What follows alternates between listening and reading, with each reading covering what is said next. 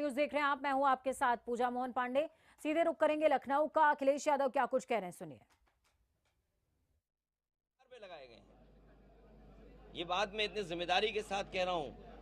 जब इतनी राष्ट्रभक्ति की फिल्म देख के आया हूं, 120 बहादुर जो अहीर जिन्होंने अपनी जान निछावर कर दी सीमा बचाने के लिए, तो उतना ही जरूरी है संविधान बचाने के लिए भी, क्योंकि संविधान तभी मजबूत होगा जब हमारे वोट का अधिकार बचेगा।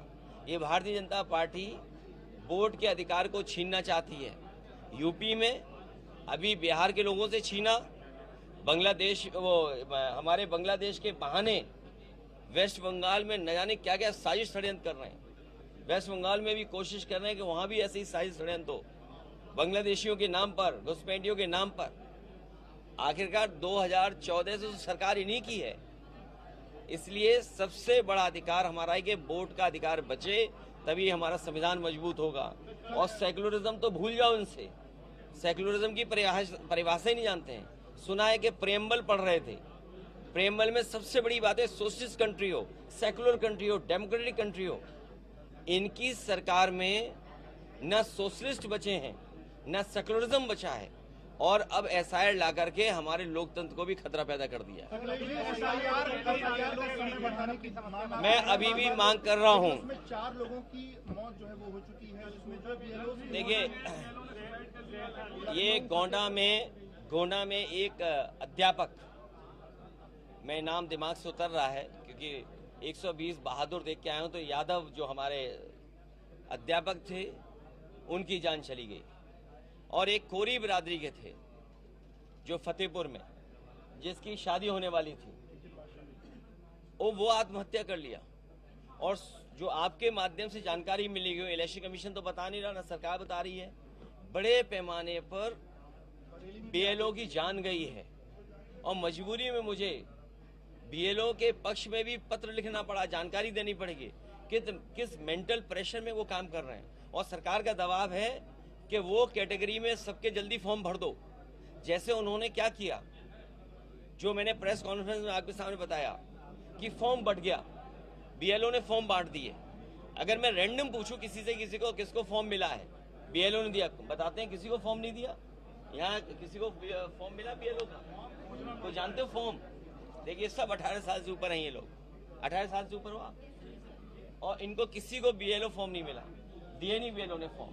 और जो आंकड़ा कंप्यूटर में बता रहा है कि बीएलओ ने 99.45% फॉर्म बांट दिए हैं। अब उन पे प्रेशर है, क्योंकि आज तारीख क्या हो गई है, आज 26 तारीख है, तो सोचिए 8-9 दिन में उन्हें पूरा भरा हुआ दिखाना है। तो वो बहुत सिंपल काम कर रहे हैं, जो आखिरी कैटेगरी है उसमें बिल्कुल जल्दी से फॉर्म भरे दे रहे हैं। इसका मतलब ये हुआ कि 2-2.5 करोड़ लोगों का, और उससे हो सकता है यूपी में 3 करोड़ लोगों का वोट काट देंगे ये लोग, 3 करोड़ लोगों का वोट काट देंगे। अब आप सोचिए, ये मत पूछो कौन, भाजपा चुनाव आयोग दोनों एक हैं। और सोचिए, आज आपने तो सुना होगा ना, कितने लंबे लंबे भाषण दे रहे थे बीजेपी के लोग संविधान पर।